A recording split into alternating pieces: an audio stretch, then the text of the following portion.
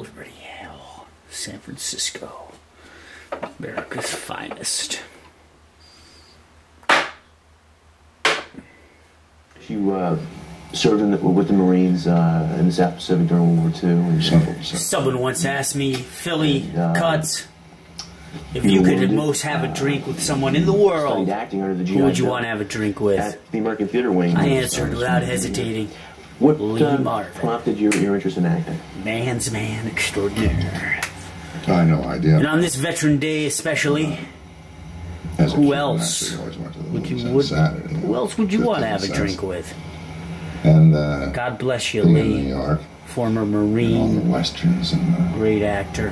Hell's Angels and all those great God, Lee. films of Just the imagine. late 20s, early 30s. Just imagine. Well, I was just trying to be nice. Not late. I don't think so, Lee. Pass me the pretzels, Lee. Pass me the fucking pretzels. Alexander here. Alexander here. Put down the Whoa, whoa, technical difficulties. Zoom out. Zoom in. We don't know for sure. Check in while you're in the Looks like we're gonna have some Liberty Ale. And this is brought to us from Anchor Brewing Company. Has a 6% Bev Alc. I think 5.9 precisely, but I'll round it up. So it's kind of a strong beer. And look at this patriotic label here. The anchor, you got the eagle. You got some barley and hops on there. Let's do a little turn for you cap collectors out there. You got the classic Anchor Steam trademark Anchor. Alright, so let me quickly read to you what's on the bottle, and then we'll get open to cracking this baby and trying it. San Francisco's famous Liberty Ale was first brewed on the 18th of April 1975 to celebrate the 200th anniversary of Paul Revere's historic ride.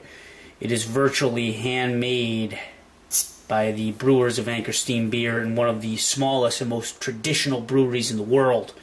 Liberty Ale is made with the finest barley malt, fresh whole hops, top fermenting yeast, pure water, and these simple natural methods which reflect our exceptional respect for the ancient art of brewing. It is dry hopped, a classic ale tradition, and slowly completes its fermentation in sealed vats in our cellars. This unique process creates Liberty Ale's distinctive bouquet and uncommonly delicate, entirely natural carbonation. So I imagine that this baby's going to have a heck of a lot of carbonation in it. Maybe champagne style. And it almost kind of looks like a champagne bottle, like champagne. But it looks good. Let's get a look in there. You can actually see some of the yeast there, I think, in the bottle. I guess that's what it is. I don't know. I'm an amateur, so I don't really know. So I shook this a little, so hopefully it doesn't bust up all over the place, but that's why we have the secondary bottle. So let's see here. I have my trusty Guinness glass. I'm gonna buy probably tomorrow, sometime soon, a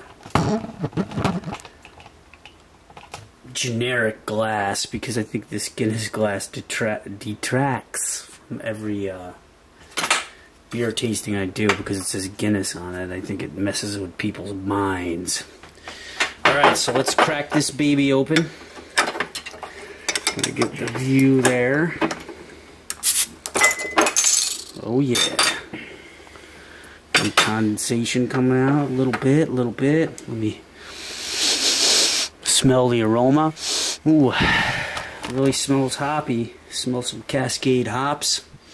Alright, let's pour this out. Do the Cuts hard pour here. Let me raise this up a little, actually. We'll do the Cuts hard pour.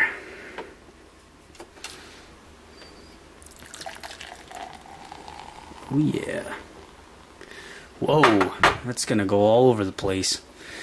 Maybe I should start perfect pouring, because when I get into these smaller beer company brews, these micro brews, they really got a thick head. And as you can see, this is like chock full of carbonation, no joke. When I did the pumpkin ale, the Harvest Pumpkin Ale beer, I thought that had a lot of carbonation, but this, wow, this really takes the cake there. And let me see here, shine the light on here. And this has like a nice, I don't know, I want to say another beer that's like a copper color. It's kind of looks like the Sierra Nevada Pale Ale that I did. So this is another American Pale Ale. Let me take a look. Another off-white pancake pockmarked head. You know, you got to get that spatula and flip it over. Let me pour a little bit more in here. Get that yeast going. And wow, this has an aggressively thick head. Look at this thing. Look at this, baby. Look at that. You telling me you don't want to drink that with Lee Marvin on Veterans Day? Well, no, I do. And this is obviously going to pass the Philly Cuts float the cap on the head easily. Holy cow. Easily. It's like a milkshake, baby. Let's pull that sucker out. You can already taste those Cascade hops. Alright, so let's try this. And I'm going to give you my thoughts and impressions here. So let's see how this turns out. This is Liberty Ale, folks. Liberty Ale, Anchor Brewing Company. Let's try this.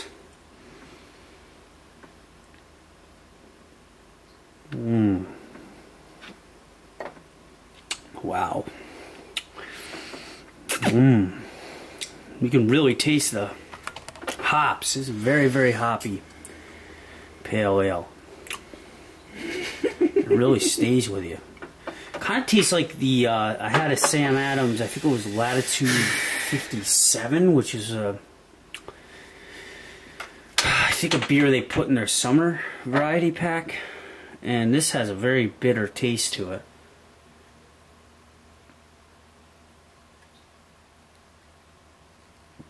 I mean, you can really taste those hoppies.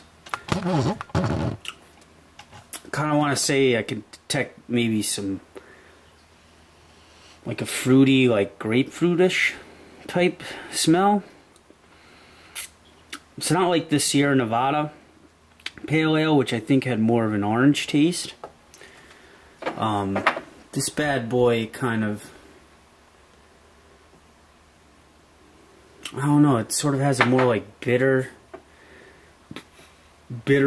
like tartish taste. Let me put on some Lee Marvin music here, get things jazzed up a little bit. 1,000 points for anybody that can name that movie soundtrack tune. I'm gonna go to the plane. I think this also goes out to Dino De Laurentiis as a hint for it. Sorry, Dino. You lived a full life at 91. I can only hope you don't live that long.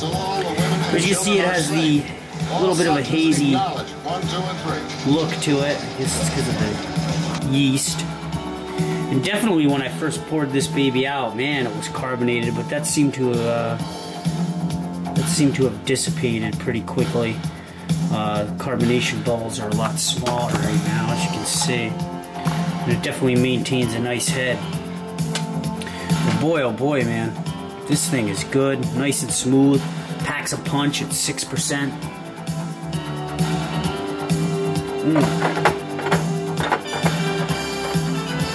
Got that dry hop taste. Leaves a little bitterness to your palate, I think, but kind of like a grapefruity taste. Boy, oh boy, is it good though. I mean, that taste really lingers in your mouth there, right in like middle part of your tongue. It kind of stays with you for a while. I mean, I've just had a sip probably, I don't know, 20 seconds ago, and it's still sticking there with me. So, but it's not offensive. It's actually quite pleasant, quite a pleasant aftertaste, long-lasting aftertaste. But, you know, like I said, I'm still learning about beer and whatnot, so I don't know, I don't really taste any malt, really.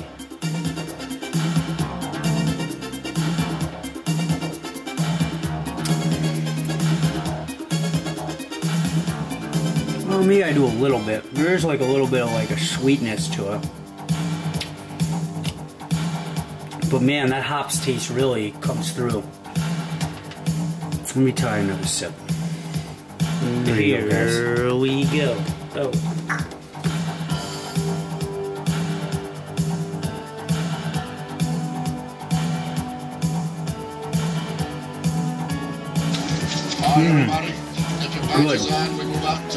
Good. Good beer.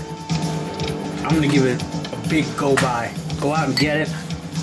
My neck of the woods, where I'm from, Northeast, upstate New York.